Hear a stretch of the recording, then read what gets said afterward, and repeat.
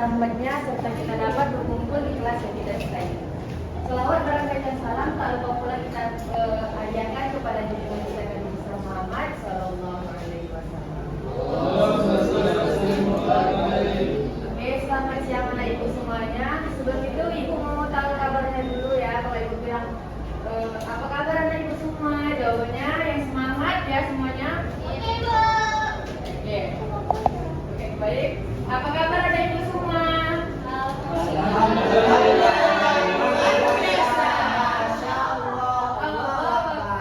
Lagi panas. Sebelum kita mulai pelajaran, ibu mau tanya dulu. Ada nggak yang nggak hadir di kelas pada hari ini? Ada. Oh. Oke, kalau misalkan kawan kita ada yang nggak hadir karena sakit, segera beritahu ibu ya. Mana tahu bisa kita jemput sama-sama. Oh, insya Allah. Kalau misalkan bocorkan ibu. Iya, aduh itu lagi. Kalau ada kawan kita yang malas-malas, ini tugasnya murid-murid ibu sekalian untuk saling mengingatkan. Ya, semangat kawan-kawannya ya. Baik, kita masuk. Hari ini kita belajar tentang sejarah kebudayaan Islam. Jadi pada hari ini ibu itu mau membahas tentang dinasti Abbasiyah. Kan minggu lalu kita sudah membahas tentang dinasti Abbasiyah.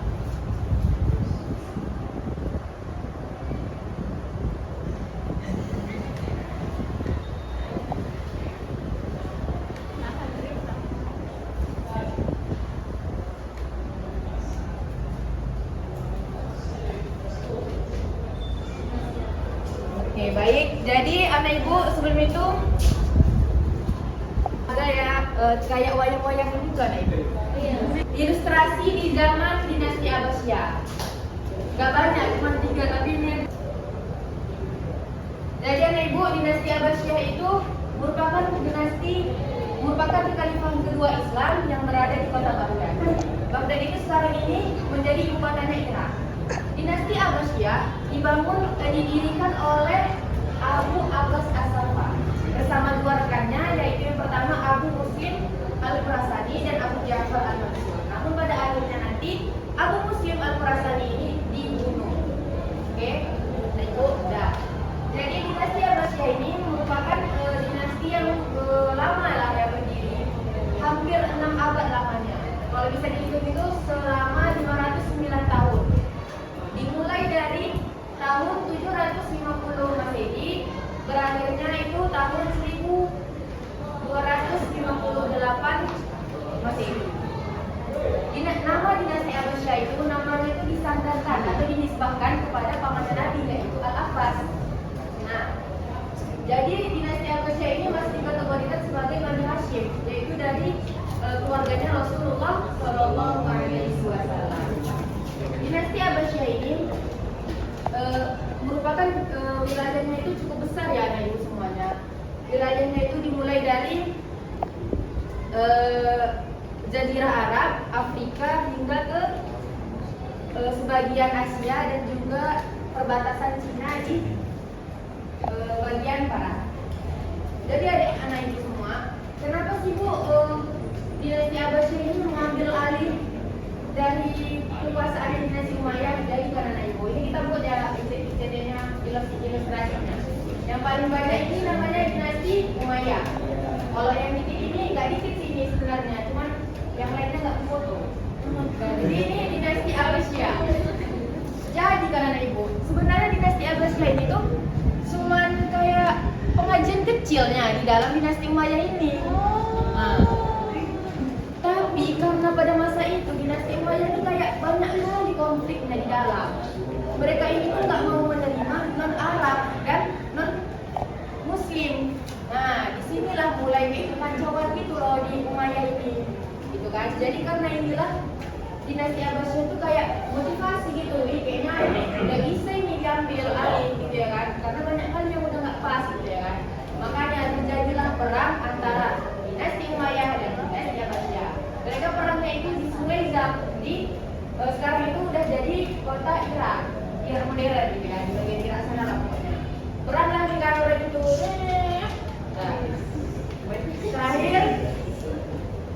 Nah, Umayyah. Oh, dinasti Abbasiyah dipimpin itu oleh Panglima Abu Muslim Al-Khurasani. Sedangkan dinasti Umayyah dipimpin oleh Marwan bin Muhammad. Nah, terjadilah perang besar kan. Akhirnya kalahlah dinasti Umayyah. Dan disitulah baru berakhirlah kekuasaan dinasti Umayyah dan lahirlah dinasti Abbasiyah. Oke, baik. Lalu anak ibu, dinasti Abbasiyah ini itu memiliki 37 khalifah. Namun hanya 5 khalifah yang mencapai puncak kejayaan Islam. Yang pertama itu ada namanya kekhalifahan Abu Abbas As-Safa. Inilah dia khalifah pertama dari dinasti Abbasiyah. Nama asli beliau ini adalah Abdullah As-Safa bin Muhammad bin Ali bin Abdullah bin Abbas bin Abdul Muthalib. Jadi beliau inilah yang masih satu darah dengan pamannya Nabi, gitu ya kan. Jadi yang lalu yang kedua itu ada kekhalifahan Abu Ja'far Al-Mansur.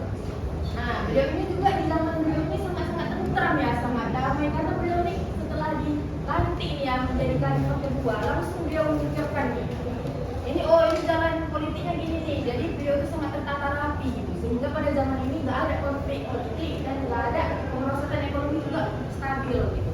Jadi di zaman kekhalifahan Abu Ja'far Al-Mansur ini bisa dikategorikan ya stabil lah semuanya gitu kan, nggak ada peperangan. Namun yang ketiga di zaman kekhalifahan Harun Al-Rasyid. Nah, disinilah ada nggak anak-anak ibu yang tahu di zaman Harun Al-Rasyid ini apa-apa disumbang gitu bu? Ada itu kata apa sebutannya untuk kekhalifahan Harun Al-Rasyid ini, pemerintahannya? Ada nggak yang tahu zaman keemasan apa itu bahasa Inggrisnya? Bapak? Golden Age. Iya betul sekali, dari Umayyah ya, nanti kasih aja.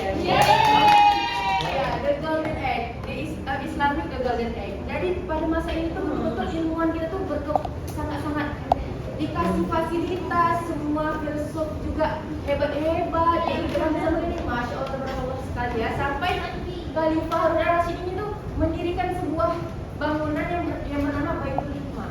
Nah, Baitul Hikmah ini menyimpan bukan hanya untuk menuntut ilmu, tapi juga diadakannya penelitian dan penerimaan kita kasih. Tapi yang lebih masya Allahnya lagi, di dalam Baitul Hikmah ini ada perpustakaan yang sangat besar yang menyimpan 10.000 koleksi buku.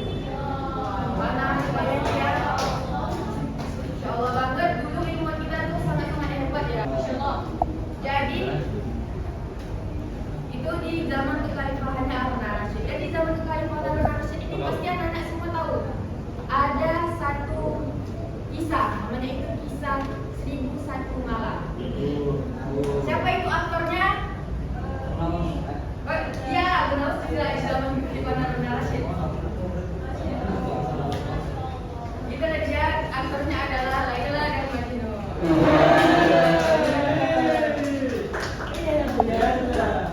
Lalu yang kelima yang terakhir kekhalifahan Al-Mu'tasim.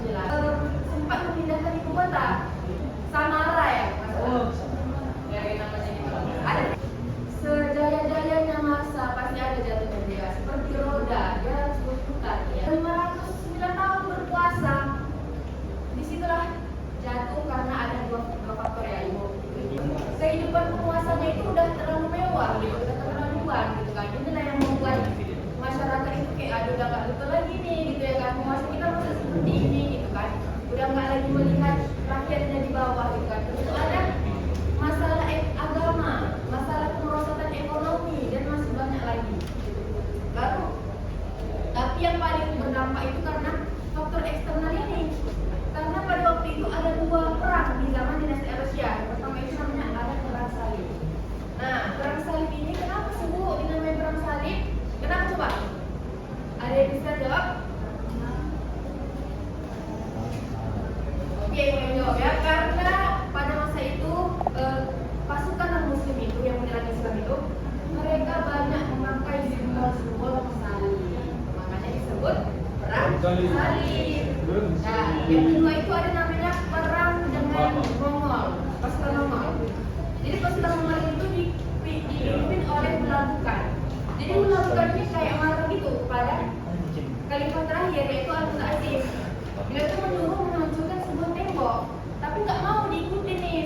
khalifah gitu ya kan. Akhirnya marahlah si melakukan ini. Dibunuhnya lah semua keturunan dari Al-Qasim, dan bukan hanya keturunannya saja, tetapi juga ilmuwan kita, filsuf kita, semuanya dibunuh sama mereka. Betapa sedihnya kita itu ya kan. Jadi yang paling sedih itu bukan itu saja anak-anak itu sekalian, tapi juga kaum Mongol ini menghancurkan ilmuwan kita yang paling besar, yaitu perpustakaan kita.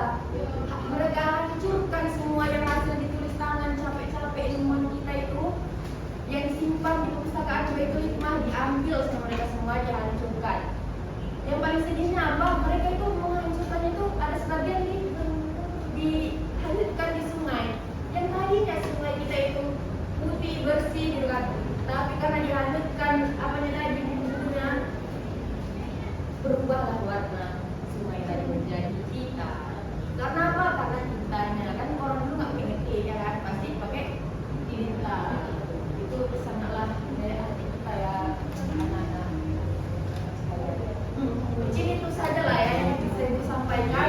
Mungkin anak-anak ibu ada yang mau bertanya, silakan bertanya. Ya, oke, kepada anak ibu Siti Nurhaliza, coba silakan bertanya apa? Jadi ibu ada tidak peninggalan dari sejarah dinasti Abbasiyah?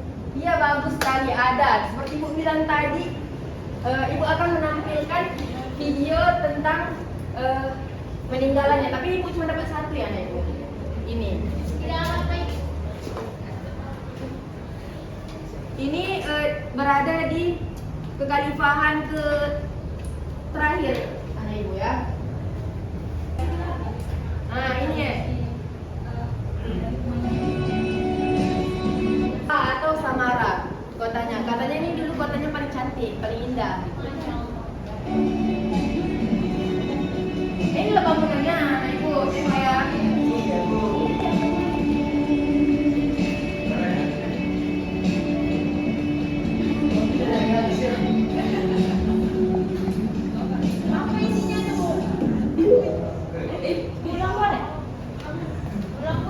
Pulang lagi? Iya Bu.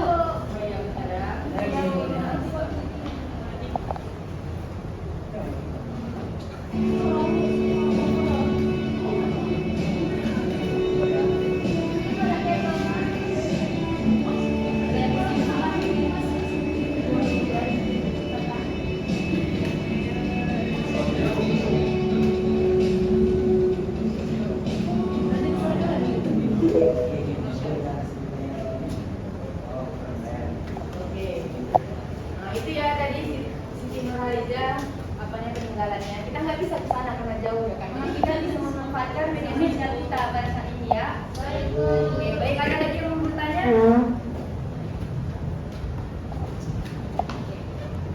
Ya oke, kepada anak ibu Kak Ujan.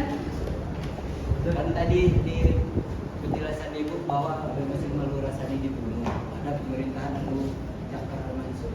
Apakah penyebab Abu Muslim Al-Khurasani ini dibunuh? Sedangkan dia adalah pembantu mendirikan dinasti Abbasiyah ini. Oke, baik. Kenapa Abu Muslim Al-Khurasani ini dibunuh? Karena pemerintahan yang pertama itu kayak merasa ini kayaknya kalau si Abu Muslim Al-Khurasani hidup bakalan dia pemberontak gitu, dia akan mengambil kekuasaan. Jadi itu bagus dibunuh, ya kan? Dan nggak terjadi. Aku bilang cekcok perang saudara gitu lah kan? Bisa dibilang jadilah dibunuhlah si Abu Muslim Al-Khurasani. Oke, mungkin sekian saja yang ibu pertemuan